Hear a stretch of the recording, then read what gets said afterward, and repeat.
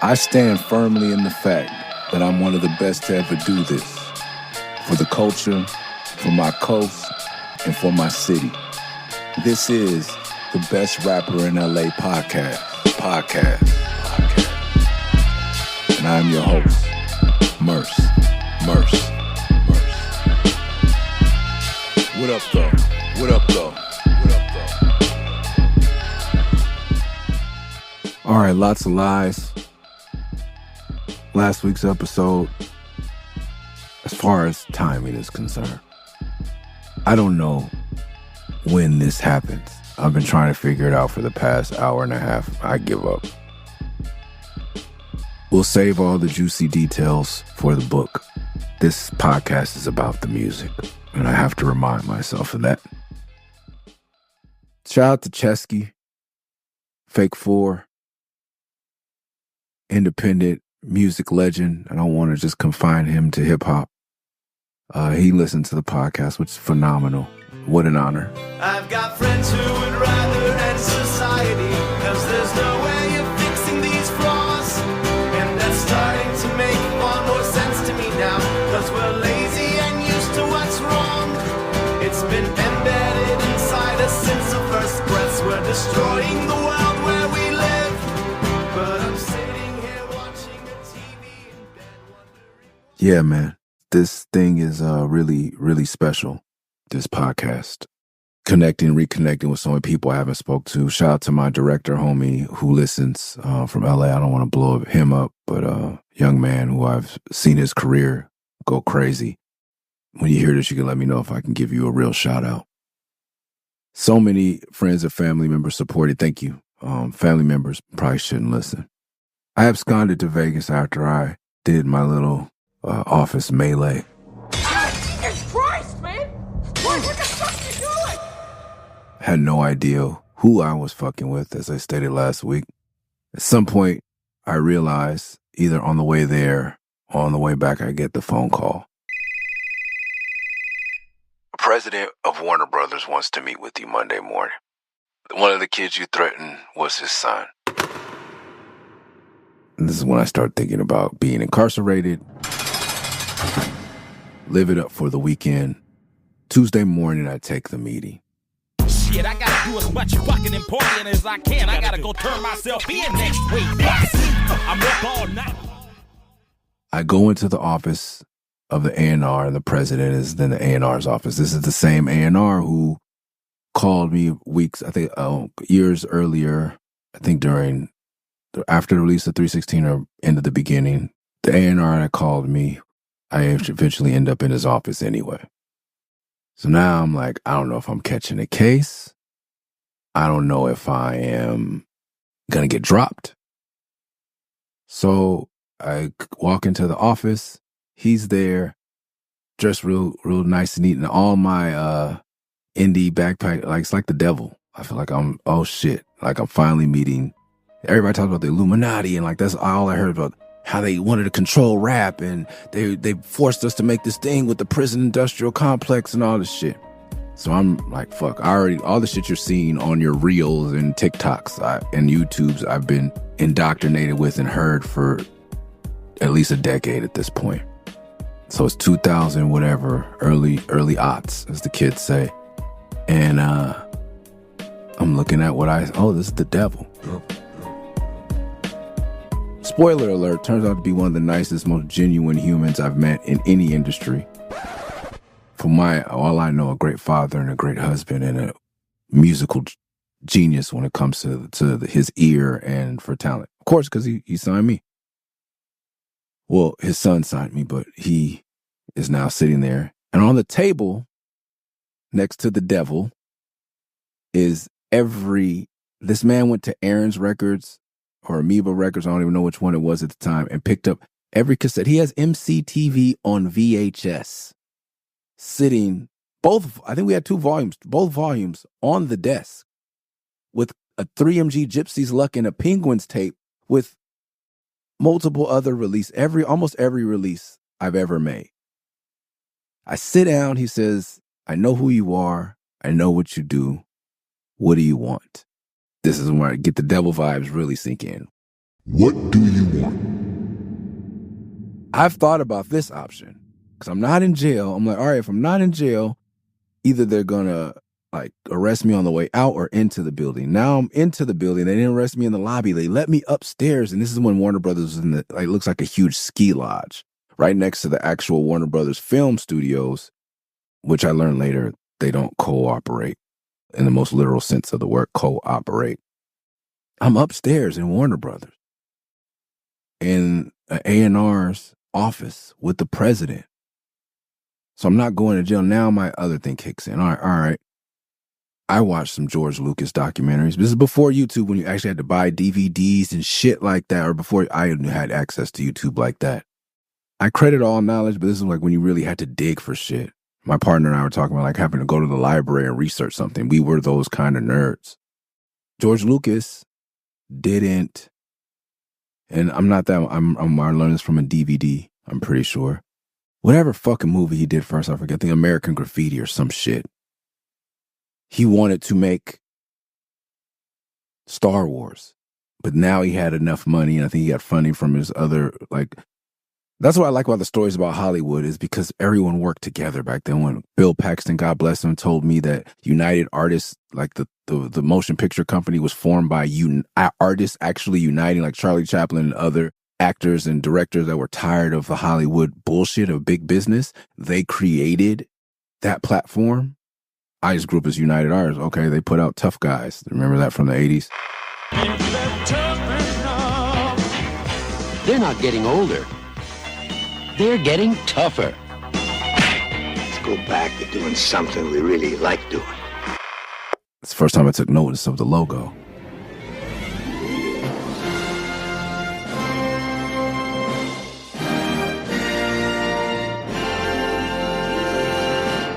George got the funding, and he made, apparently, as to my knowledge, made Star Wars on his own and then shopped it.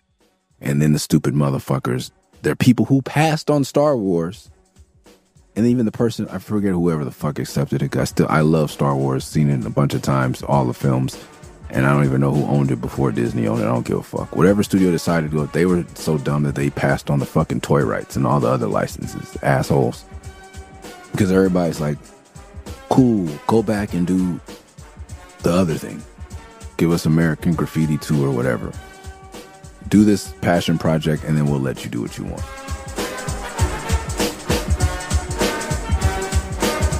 You may fire when ready. I look at this man, the devil, and I tell him, I just want to make music and then bring it to labels. And if they want to put it out, great. If not, I'll put it out myself. I just want to make art. Back to last week, I'm not a rapper. I don't have any kids to feed. I'm not trying to make it out the hood anymore. I'm good. I don't need any fucking money. But yeah, like, I can go do something else. At no point do I do my homework on this man. At no point do I, once again, say like, oh, wow, here's an opportunity to have a larger platform to spread a positive message to my community, to strengthen hip hop, or to get in and investigate if this Illuminati shit really is worth, what they say it is. I know it's true, and I'm just trying to get out of the building, not be in jail. No point, I don't think, do I say, I'm sorry I threatened your son. None of this shit is going through my idiot ass head. I'm just like, I'm fucking making Star Wars. I just want to fucking be like George Lucas. I'm one with the Force. Fuck it. I'm out of here. I'm gonna go make something with Ninth Wonder, bring it to y'all. If y'all like it, cool, put it out. I'm whatever. He says I can't do that. Then he throws out the big guns for me. I'm sure he knows. I mean, he has to know, right? He goes, yeah, I signed Tupac. I like you because you're passionate. The issue with the other label and my son, blah, blah, blah, like, I get it. Not, I'm going to take you to jail. I get it. You're passionate.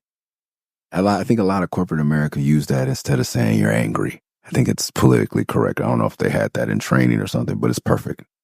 I'm not an angry black male or crazy, because that's dismissive, and insulting. You can still think that. I don't know what he's thinking. Because I'm still an idiot kid. This man has been in the music industry for a long time. And as I go on to learn, he's busted his ass and done amazing shit. I should just be probably kissing his shoes and being like, thank you for even knowing my name. But nah, I don't know anything. I don't know anything about the industry. I'm from the streets of the music industry, so to speak, or literally. I'm like, nah. He's like, I can't let that happen. You have a clause in your contract.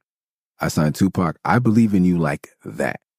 Friends of the podcast, friends of my family, once again. Tupac is not a rapper. I just had to explain that. I was young and, we're not that different, far apart in age, but he was a father figure. He was the big homie I wanted when I was a kid. He changed my life. So for the man who signed him to tell me that I remind him of him, man, I was already softened up. Like I said, he didn't give me your angry, crazy black kid, come in here ghetto with your ghetto ass threatening my son. Nah, you're passionate and you remind me of Pac.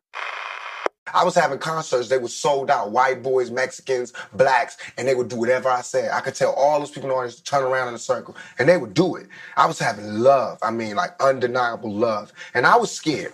I was scared that I would come to a town and I have the leader of the gang there telling me, what do you need? I was scared, but so was America. So was somebody else, because all of a sudden I had all kind of legal problems. And you have to think about this. I had a clean record for 20 years. A clean record, living in the ghetto, in the gutter, no record. What about my morals then? What about my character then? You know what I'm saying? In 2 years that I start raising noise, that I start being publicly viewed, I've had a record. And now it looks like I'm a criminal who has no way of being reformed. All right. I can't get out. I'm in now. I'm in. I already signed the contract. I'm in. I think they're going to count Murs Revenge as part of the deal still. They're going to honor my Hurley payments, my A&R salary I negotiated, the points I negotiated. I got more. Now I'm on the same level as Madonna with more points on my album than Madonna, which really doesn't mean shit, y'all. Points are, you get a little bit more in your mechanical royalties. Mechanical royalties are the $1.10 somebody, whoever back in the days negotiated for artists to get, regardless if they're recouped or not. The label must pay you $1.10 or something like that per album. So my understanding of it, I could be completely wrong. When I wanted to study music business, there were 2 universities that offered it in America. All this shit I found out by reading books and the source and talking to people. But I knew enough to argue for points. And the only reason, the indie label caved because Warner Brothers didn't ever think we're going to have to honor it. Their legal division's like, okay, here's just a kid on this subsidiary. He wants this crazy amount of points. He's not going to sell more than 50,000 units, which I did a little over 50, I think, for Murray's Revenge, or, somewhere between 50 and 100. Technically, that's $100,000 I should have got, but the points get divided between the samplers. So all that $1.10, then when you have features and samples, all that shit gets chopped down with the producer, blah, blah. So it all gets whittled away. It's supposed to, I think, in my knowledge of it, it's supposed to be unrecoupable. So now they have to honor that, and they're going to honor it. Shit. Okay. This is what I want to do for you. And all this is in light of I'm fresh off a bender in Vegas. All this is we're going to open up the budget for the next record, which was crazy. And I believe it was $500,000. No more touring till this record is finished. Here's $85K, live on that, take the rest and make the records you want. That means travel. That means stay in the studio all day. That means pay Swiss Beats. That means pay Scott Storch. These doors just open for me. He's still saying I don't have a way out. And I'm like, how can I get out of this? And so I said, well, if I have to stay here, what I want to do is say things on record that may be contrary to some of the artists you have signed here. He said, great. The Illuminati that pumps out the president of this record label that's supposedly conspiring with the prison industrial complex tells me, be you. I want to say shit that's going to piss people that rap about the shit I don't like off. Maybe fight some of them. It is what it is. Do you, man. You're passionate. This is the message I'm getting. It's not verbatim, but I'm saying things trying to get him to say, let me go. But I'm speaking from my heart. I'm like, yo, fuck. If I come in this motherfucker, I'm going to turn this motherfucker out. Fuck you mean? What? I'm going to get on MTV and say some shit. I'm out of here, bro. I'm going to wild the fuck out in the most revolutionary way possible. That didn't scare him. cool, come back. We're going to have a meeting with the whole label. I believe, now this is where I'm getting foggy, but I believe this is the point where I called Ted Chung. And I'm like, now I'm not dealing with a couple surfer kids that want to put out good music and have fun. I'm at Warner Brothers. Ted, what's up? He throws me the great double R, Russell Rideau. I think there's one more meet. So he said, meet with the whole label. And I'm still on my bullshit. And I remember the A&Rs are not older, like a little bit older than me, black man. Really good dude. We still stay in touch to this day because he looked out for me. I go into this meeting with the whole staff. Later on, I figured there's a Xavier Ramos was a great guy. Some great people I meet here. I think Chris Trevero. There's just great, and to me, people I met in this industry who I still remember their name 15, 16 years later. Grover, who this man was at Warner Brothers fighting when Biz Markie got fucked over for the samples from the Turtles, and Ice-T dropped Body Count with Cop Killer, and everybody came after Warner Brothers. This is Warner Brothers touching rap for the first time since then. Warner Brothers took two huge shots for hip hop, and then kind of like, all right, fuck this. We're going to lay low on the rap for a while. I'm part of, as far as I know, rap coming back to this building. And to me, they're rebuilding it with the right people. It's me, E40, Wiz Khalifa, J-Rock. This is Wiz Khalifa with no tattoos. This is J-Rock with his hype man, K-Dot. Pre-Strange music. If you know now what the president had in mind, he's building a fucking pretty awesome stable of artists. And it's weird they call it stable. That's the part that he didn't invent. This is, to me, I always tell people the music industry was invented by the mob. It's like colonialism meets the Corleones. Corleonialism. Don Corleone mixed with colonialism. That's the record industry. So this stable of artists, and people make it a racist thing. It's not, because Madonna, Michael Bublé, Linkin Park is a part of this stable. Red Hot Chili Peppers are part of this stable of artists who all have similar deals. And me, a black kid with no college degree from mid-city California, negotiated a deal that's better than, with more points than everybody. You know, I got a salary as an A&R there. I got a salary from a major action sports company, and I got a shit ton of points on my album. So me acting out of passion, that's why last week I said it was somewhat pure, even if I feel it was a little contrived and definitely cringy and something I would, I had to shake these people's hands. Like one of me and the guys that sat down and broke bread, and like, that was stupid and I'm sorry. But sometimes it takes shit like that to get to where you're supposed to be. And I thought where I was supposed to be, I was like, cool, I'm back on Rhymestairs where I should have been.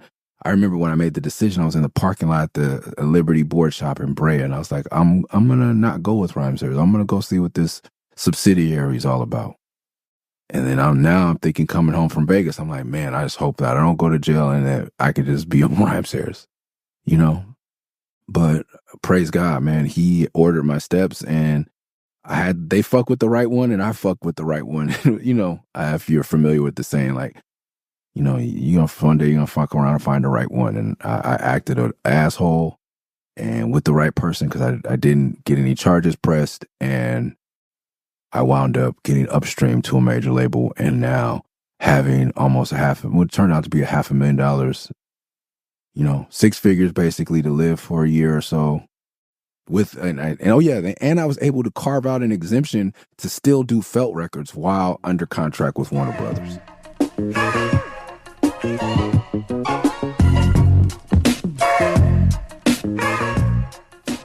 Because I was thinking about my underground fans and just my homies. Like, if I blow up on this major label, I want to still be able to do felt, funny enough, help, Atmosphere out, build us both up, because they're my homies. And that was an important project. Signed with my big homie who gave me a lot. If I end up, my goal on this label was to blow up and to fucking succeed, but it was to create, pay dues, to blow paid dues up and invest that money there, and to go back and do a felt record for Rhymestairs and shed some light on Ali. And Idea and all the dope homies over there. Slug got the weed smoke and got the beats broke, and your fucking eyebrows might grow back, but your teeth won't. Teeth won't. Teeth won't. Teeth won't. So I have a heck of a deal. I go back to the meeting. I meet with the whole label. I said, there's great people in this room, people who are still doing great things in the industries they're involved in. And Chris, one of the guys I met, he was just like a assistant to the A&R. And I believe he's the one that brought me Protect and Entertain from Busy P, who's the manager of Justice, who had a label called Ed Banger, which is a huge dance music label, which, you know, got opened me up to a whole nother market. And then years later, he's the manager, I think, of Cuckoo Kangaroo, which is the kids group out of Minneapolis. And I did a song called Lemonade with him during the pandemic, which some of my fans who are now teachers play for kids in their classroom because they're big Cuckoo Kangaroo fans. Lemonade, sip it with your friends, build a stand, sell a cup, put it in the freezer, that's what's up, We making slushies, I'm feeling lucky, playing with my puppy, I'm feeling lovely. Get a lemon, split it in half, now you got two pieces, that's easy math. Squeeze it in some of that H2O, add a little sweetener, there you go. Take that mixture, put it in a pitcher, share it with your friends, brothers and sisters. But just for me getting upstreamed and me, you know, meeting these people and like being a human, not coming in with the entourage. I come in with me and maybe Double R, and that was it. And I talk to Chris and I talk music and just fuck around and talk, you know, Xavier's the first person to take me to a LA Galaxy match. And I was hooked. Paintsil. Collins redirects it. It's 3 for LA Galaxy. Making friends and being genuine, even when that authenticity means taking a crowbar to the office. I feel like if it's pure and done out of the love for the art and love for self or just love, like it's a pure rage, I feel like hopefully it'll work. I was protected. Like my mother's prayers, I think Kendrick said, people say that, like, you know, but in the Black community that's saying something like I got a grandmother who's a saint praying for me and my mom who's close to it. And I believe those prayers and my Lord and Savior, Jesus Christ, looked out for me so many times. And this is one of those times. And whatever you believe in, I'm not here to downplay that. I walk into this meeting, all these important, wonderful people who I feel like I'm lucky to have I'm going to keep going deeper into this. I'm lucky to have a career in music, and they feel the fucking same way. This idea that they're all puppets running around trying to figure out how to fuck over artists or fuck over the Black community is ludicrous. These are people who went to school with the idea and interned and busted their ass to work at a label to help artists because they love music, and maybe they weren't as talented, maybe they're shy and talented, maybe it didn't work out. There's so many reasons people become rappers or become working at labels, but all of it centered around a love and respect for the art of music.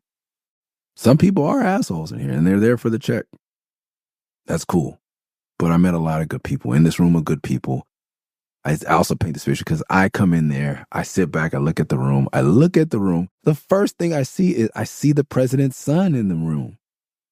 And once again, I lay back in my chair. I said, what the fuck is he doing here? Fuck that motherfucker. In front of his dad, in front of his dad's whole staff.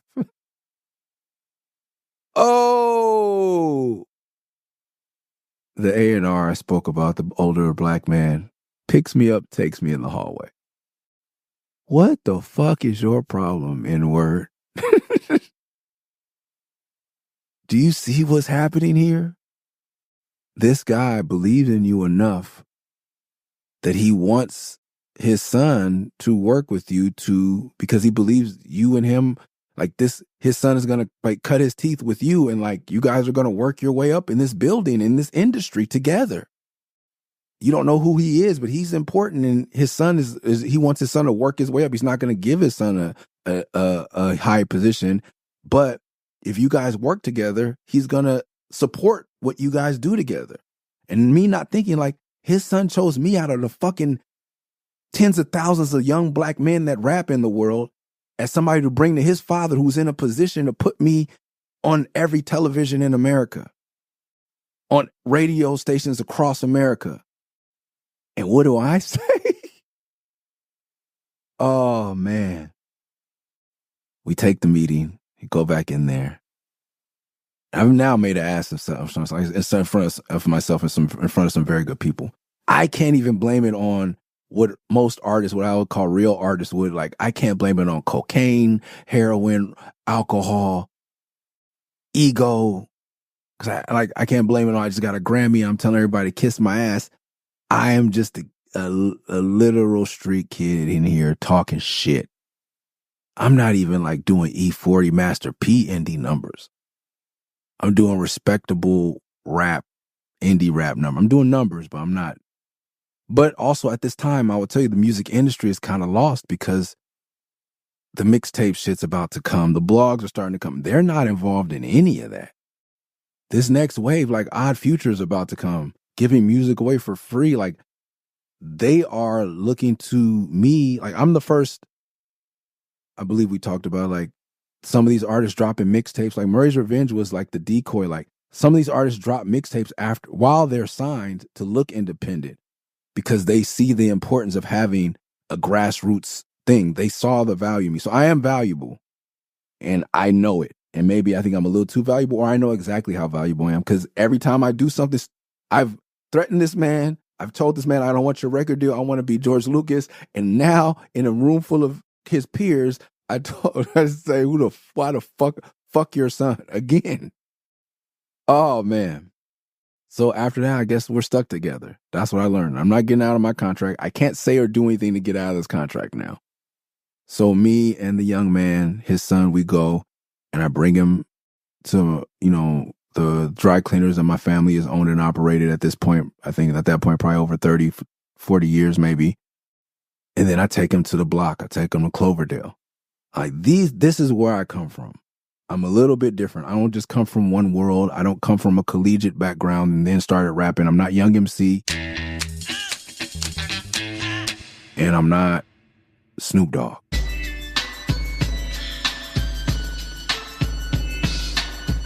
To me, well-read, well-spoken, business-minded Black man, fourth-generation entrepreneur. I've never worked for anybody. No one's ever owned anything that I've done to this point until Murray's Revenge. And then at this point, I'm like, I still like sold more records than you independently with my friend Jamie Moline, LP, than you were able to do with the support of Running Brothers on Record Collection. Like, I'm like, respect me. And when there's bad news, if we can't afford to clear about, just tell me. This is when I start to learn cultural differences. And I'm learning also, like, you can be vulnerable instead of being angry. I learned to use some of his language. Like, I start sending emails like, hey man, I'm really bummed out that we couldn't do this and this and this with the Dreadlocks video. Instead of saying, what the fuck, man, we went to Jamaica. This is a whole side story from we get to that song. Dreadlocks falling all over me.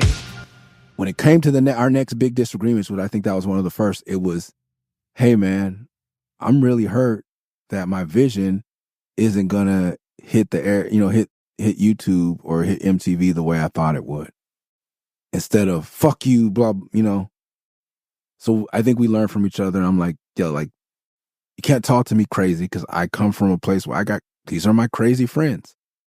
And this is the business that I'm trying to build now. I'm somewhere in between these two worlds. Like, I said, this is my family. This is, I didn't really introduce them. And we drove by, we got out, we walked around a little bit. Like, this is me. This is where I come from. Let's work from here together to be successful. And from there, we started. And I think that's when I call in Double R, and we start to blow $500,000 recording Murs for President. What up, though? It's Merson. It seems like nobody's trying, man. There's kids dying in Sudan and nobody cares, man. At least I'm trying, man. Look, don't ever let the fact that you can't be perfect stop you from doing your best. Murs for President. Unless we try, the innocent will die. You can't close your eyes, keep living in a lie. Look, we not helpless, we not hopeless. Said a prayer for the homie locked up and wrote this. He gotta get out and change his ways while I'm looking for. They opened the budget, and it's just like, who do you want to work with? I believe 3 6 Mafia had just released fly, Till I die, I gotta stay high. Till I die. I was like, oh shit, they're kind of chopping samples.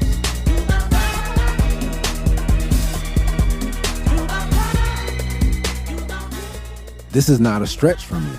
Like, this can be like Ninth Wonder-ish, but 3 6 Mafia, because I'm like, I like 3 6, you know?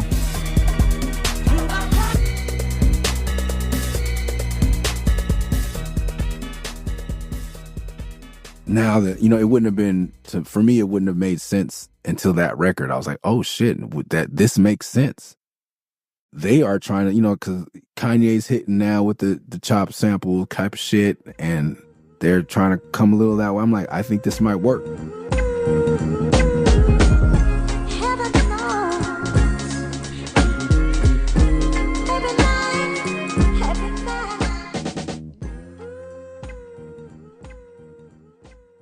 So I throw that out there. They're like, all right, show up next week. Show up later in the week. And there's fucking, I believe it's DJ Paul and Juicy J. And Juicy J, one of them is holding like a new bulldog puppy. And I'm like, oh shit, I just got a bulldog puppy. Like, I'm like, and then it's just like, here's this infamous gangster rapper and all this jewelry and diamonds. And then I play him some of my Ninth Wonder stuff. I think I played him yesterday. And they's like, okay, I see where you at. We're going to send you something. We talk, you know, we kick it for a few minutes, like an hour or whatever in the office. All right, cool. Business wise, for those listening, at that point, like major labels were just doing production deals. So here, instead of paying you $100,000 a beat, we're going to give you $500,000 and we want 10 beats up front. So now any Warner Brother artist can come in here and grab 2, 3, 6 Mafia beats instead of having to come to you every time. They have production deals. So I met a lot of producers that way. So I'm like, whoa, I could really just, after that meeting, I'm like, I could just, what? I'm just learning how the major label, I know how the major label business works, 'cause I've read it in books, but I don't know how a major label artist moves. I don't understand. Like, they're like, we blocked out 2 weeks at Can-Am Studios. I'm like, Can-Am, where they recorded like Death Row shit? Like, I believe like Tupac was in here? And this is just my playground for 2 weeks? Holy shit. And when I first started working with Ted, I went to the office to have a meeting, and in the lobby, I'm sitting there, and there's a young black kid in there, hood-ish, you know, looking dude. Hey, what's up, man? My name is Terrace Martin. Martin.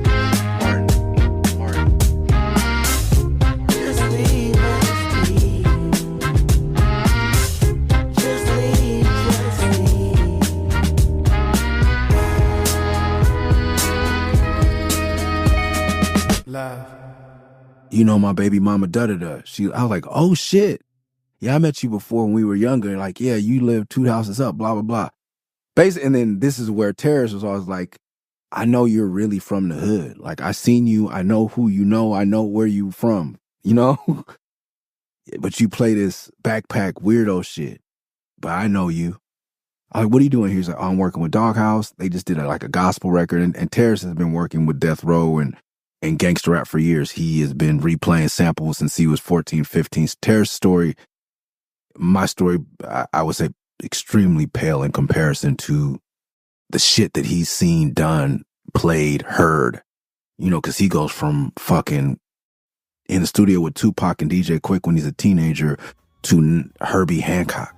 And he's been around jazz legends, and not just been around them, but learning and absorbing and playing with.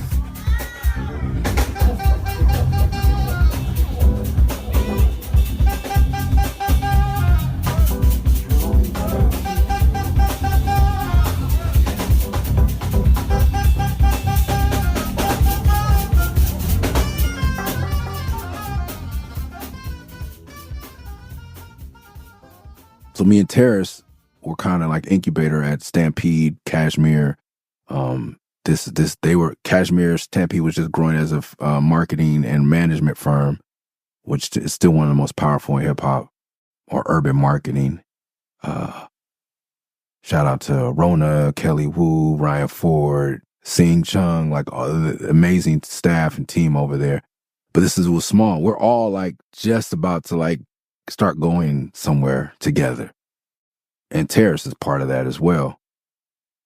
So I'm like, yeah, me and Terrace got a week. Let's just me and Terrace bang out records. So when we get this funding, we're like, yeah, the homie, boom. I think I may have had a production deal there. I'm still understanding that part of the business. Now I have a deal, blah, blah, blah, the contract signed. I don't know what happens after. Now I learn what happens after. And I'm like, shout out to Zagu from 2000 Crows, because this is when it starts to kick in. I heard him outside Project Blood one night saying this, and I didn't get it until I got a deal. And it's like, it don't take 80 G's to record no projects. I'm from the projects where we project and make dope product for your tape decks. It don't take 80 G's to record no project. I'm from the projects where we project and we make dope product for your tape decks. Let me tell you something. I never heard that on wax, on cassette, or on a microphone.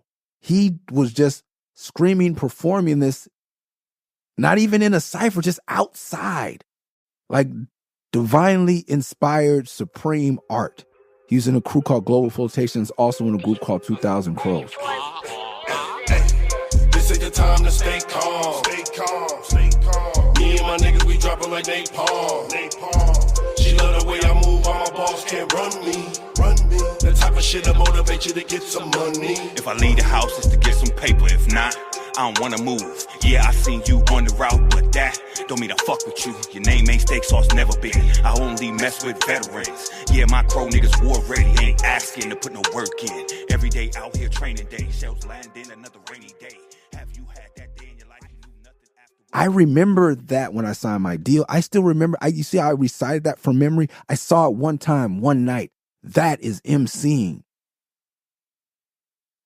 And it was relevant to me when I got into this situation.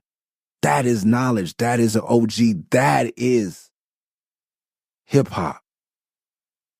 That is the African griot. That is what this shit is. The timelessness of experienced men in the tribe conveying knowledge in a meaningful and impactful way to the younger men in the tribe. This is how it's supposed to work. Civilization. Now I'm like, oh shit, I got $500,000 to do what? We're in the studio. You go with Sunspot Jones? I hear Tupac like, stay focused, bang out of here today. I read his articles. I'm like, he was doing 2 songs a day when he got out of jail.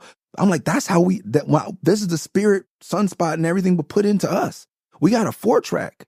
And if we got in the studio, like we were at Bruce at Hyde Street, paying $30 an hour, whatever we thought was a lot, $50, $75, whatever. Motherfucker, we are doing our whole album in 2 days or 1 day if we got to 8 hours. You better not fuck up. And we didn't punch in. Now these motherfuckers got Pro Tools, an engineer that's been in the game for 10, 15 years. You got somebody master, click, click, click, click. All right, you ready? Every next take, click, click, click, boom, boom. They're giving me 18 months to do this record. $500,000. And what am I supposed to do? I could do, me and Now did still my highest selling and most creditable to most people album in 5 days. We recorded 10 songs, used all 10, and people loved it.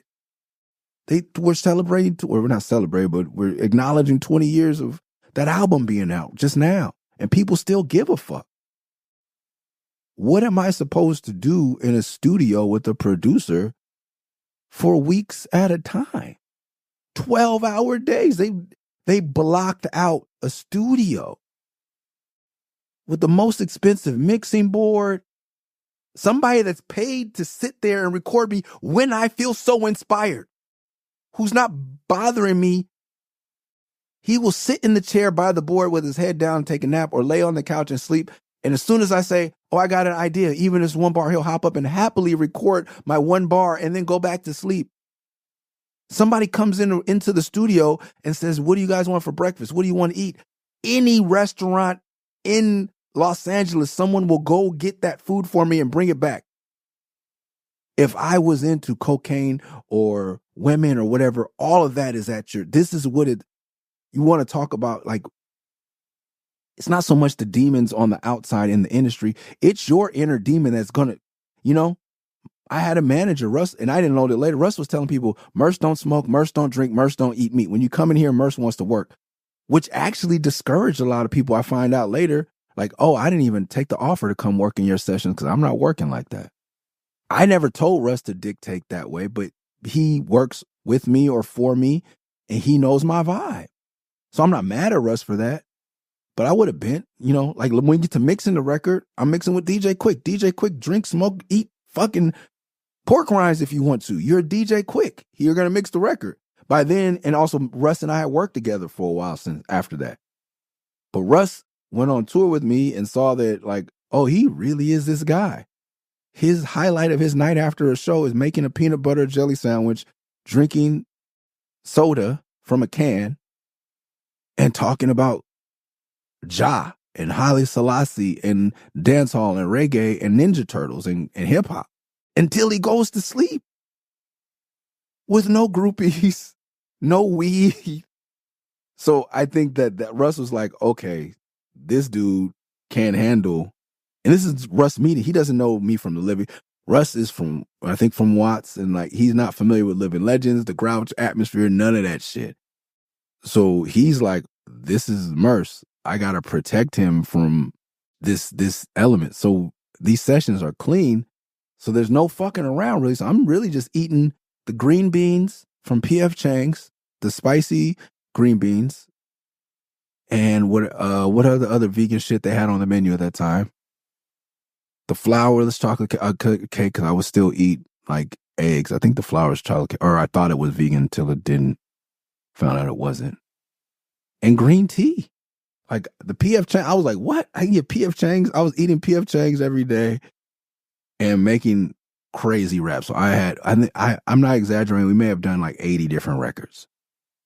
In LA, we were really locked in with Terrace, Ninth Wonder, and then I was going to bring in we had the Boom Boom Room, which is DJ Jazzy Jeff and Fresh Prince's studio.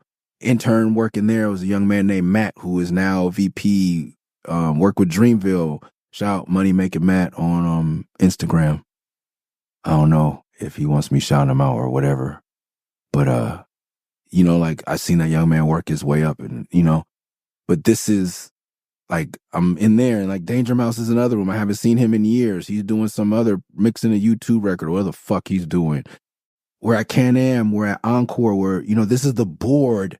I forget, SSL board. It's really expensive. This board is costs as much as your house to mix thing on. The thing with the big board with all the knobs and shit, it has to be in a room, and there always has to be air conditioning in the room because there's like some type of tape or something inside the board that would, if it goes above this, the fucking sound gets fucked up. So like Dr. Dre, who, when he did Chronic 2001, has been mixing on this board for years, but still basically couldn't, and I'm not insulting him, hopefully, couldn't afford, he's very rich and couldn't afford to have this board at his house yet. Now he has one, I think, for sure. But so I'm recording in a room and mixing my album in the room and on the board that they mixed Chronic 2001 and the Marshall Mathers LP, two of the greatest hip hop albums ever made. These are the rooms I'm in. I'm like Chalice, where Tyler has done music, and I'm just like, and I'm with DJ Toomp, who's been down since MC Shy Dia, fucking Southern hip hop legend. Big Gip is sitting there just chilling with me. I'm asking him all kind of questions, and this is the type of shit I would do in these sessions. Like, I'm just nerding out, getting Terrace to tell me death row stories and all kind of other shit.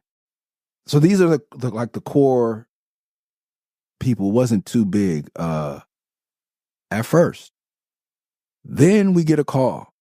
This is 2007, y'all. Dr. Dre is about to record Detox. I go into Can-Am and they say, today's your last day, or you have 2 days, something like that. I'm like, what do you mean? We have 2 weeks. They're like, Dr. Dre called. I'm like, but Warner Brothers paid. Basically, we don't give a fuck what Warner Brothers gave us. Dr. Dre is, maybe you didn't hear us. Once again, I'm like getting put in my place. I am humble. Cue the Kendrick Lamar. Bitch, sit down. Be humble. Sit down. Be humble. Sit down. Be humble. Sit down. Be humble. Huh? Warner Brothers music, because he has a reputation.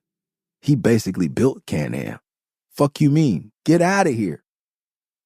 Every major studio I just mentioned, Encore, Chalice, gone. My $500,000 budget doesn't mean shit because the big homie said, I'm doing Detox and I need every studio in LA. I'm putting producers and artists in every studio because here comes Detox, motherfuckers. Mind you, when did Detox drop?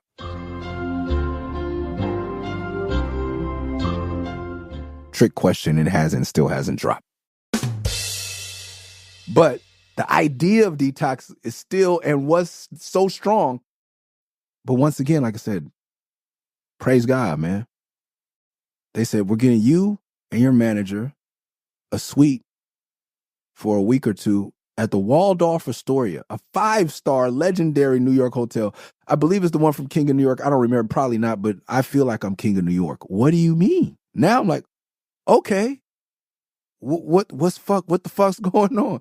Fuck it. They're like, you want to go work with Premier? Yeah. You want to work with Kwame? What? Who's Kwame? The rapper? He does beats? Yeah, he did Drew Hill. He got a platinum record with Barry J. I was like, all this shit. I'm like, yes. I just want to meet Kwame. Yes, I just want to meet Premier. You want to work with DJ LES? Yes. Let's go to New York. Waldorf Astoria? Okay. A suite at a 5-star hotel was the answer to Dre booking every studio in LA, so I didn't have to stop work. Are you kidding me? And as I told you before, once I did a feature with E40, I had John Cena. I'm like, I don't care anymore. And I'm not going to own this master anyway. And none of this is my money. And in my head, I'm like, I'm never going to recoup it anyway. And I don't need to recoup it because if I go platinum and win a Grammy with Murs For President, me and LP are going to G the fuck off. And Ninth Wonder are going to G the fuck off because Murs For President is going to go gold. I saw what happened to Reasonable Doubt because of Jay-Z. I saw what happened to Illmatic when Nas made If I Ruled the World. I was working in the record store when these things happened. I own, based in comic book knowledge, I own issue 0, or I own the first appearance of Black Panther, which is Fantastic Four, whatever the fuck, or Wolverine. I own my own first appearance, and the real music nerds are going to go back and get that.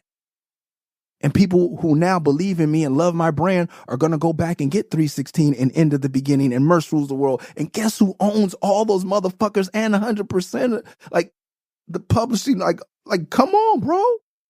Yeah. And I get to hang out with hip hop legends. I'm still a fan. We meet with Primo. Dude's like, oh, Primo's not here right now, and just hanging out, making small talk. I'm like, yo, what's your name, bro? I'm Murs. I'm Showbiz. Holy shit! And I just start nerding out. I'm like, bro, man, soul clap? What? The giant is greater, so step back. I know you were told black about the soul clap. We're in with LES, who's DJ for Nas and also has done some classics for Nas.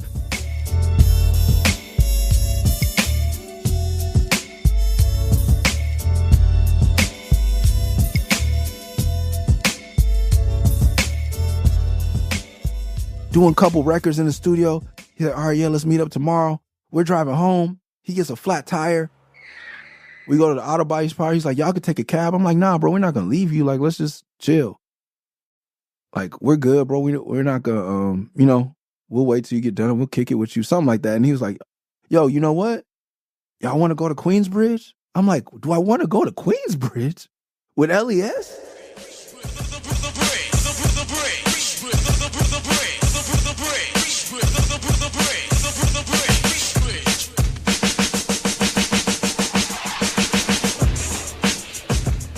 Bro, we go into Queensbridge. He gives me the whole history. And the history in Queensbridge, if you want to do the knowledge, there's a 40th side and a 41st side. Yes, I have Mobb Deep on vinyl. So I knew that the double LP was separated into the 40th side and the 41st side. You know what I'm saying? I want to say what's up to my man.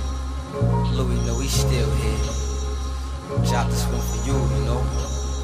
For those who don't know, 41st shot.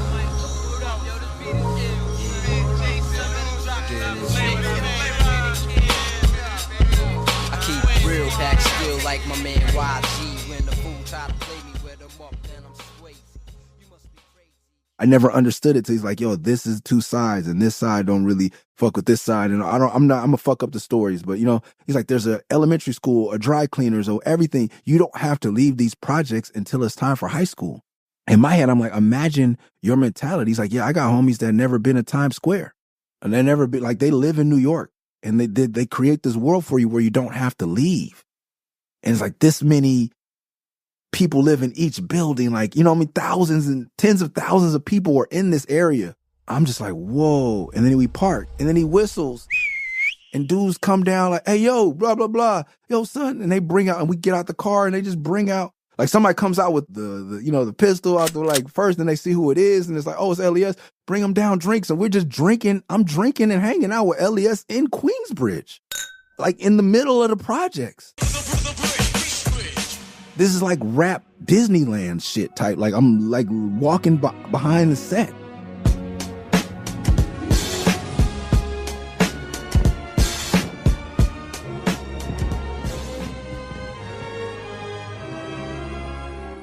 One Blood just dropped. And it's like reggae vibe, like Batman and LA.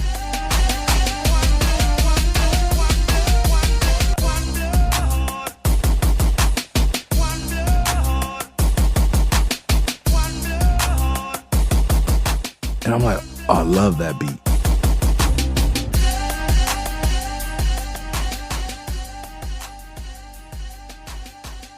I'm like, yo, let's go sit down with this dude. You know what I mean?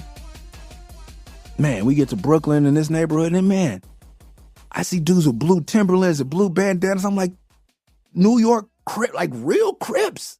Like, this is like everything's blowing my mind, man. And it's like, cool, play some records, here's some beats, get back to me, blah, blah, blah. I'm just moving around New York in a whole new way. It's not like me and Vast or Sea Rays or something, like on a train, and me and Camus and Metro, like trying to figure out how we're going to afford a cab. Like, this is a new way for me. And this is the new ways for me to move around the city. Like, I'm not going to LP's closet to record something. Like, whatever studio I want to go to, we can get into. I'm at Kwame's house. He's the first person I seen with a Porsche Cayenne. He's like, you want to go to the store? I'm like, yeah, cool. And then he has a Cayenne. I told the story at the comic book thing, and we're going to end it here this week. I'm going to meet Kwame. Like, him and Dale are like different major mainstream black icons.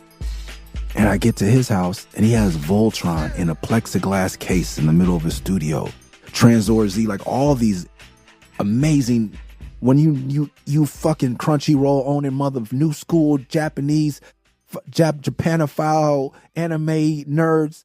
No, he is from my era. We were getting VHS tapes and different shit, like real nerd shit. I'm like, I knew you were the one. You're me.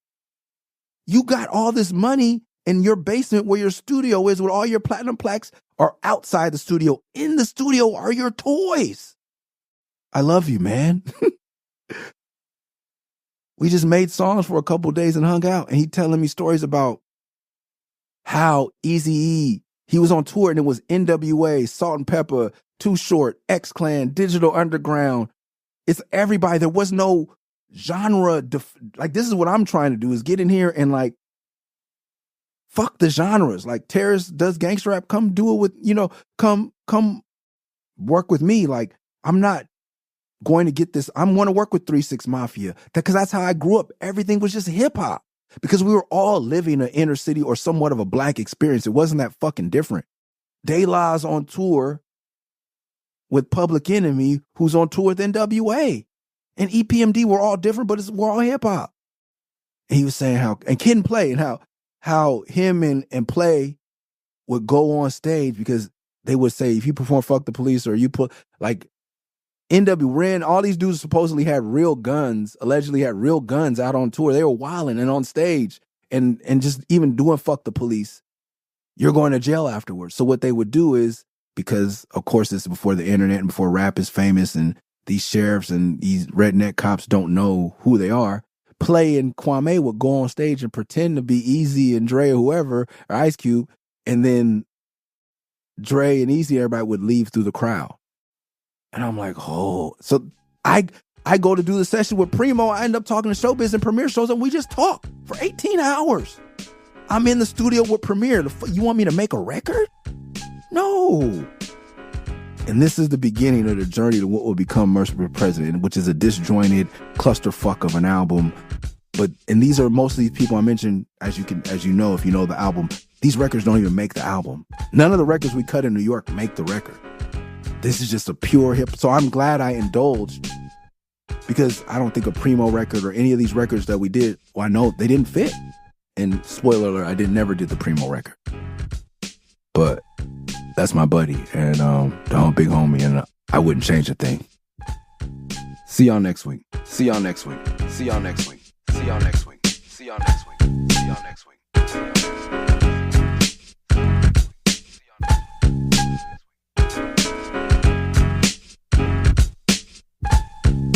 Thanks for listening to the Best Rapper in LA podcast. Make sure you subscribe wherever you listen to podcasts. Make sure you never miss an episode by subscribing on Spotify, Apple, wherever it is. If you like the show, leave a review on Apple Music or Spotify. And to support the podcast directly, go to patreon.com/MURS316, Murs316. See y'all next week. Peace. Peace.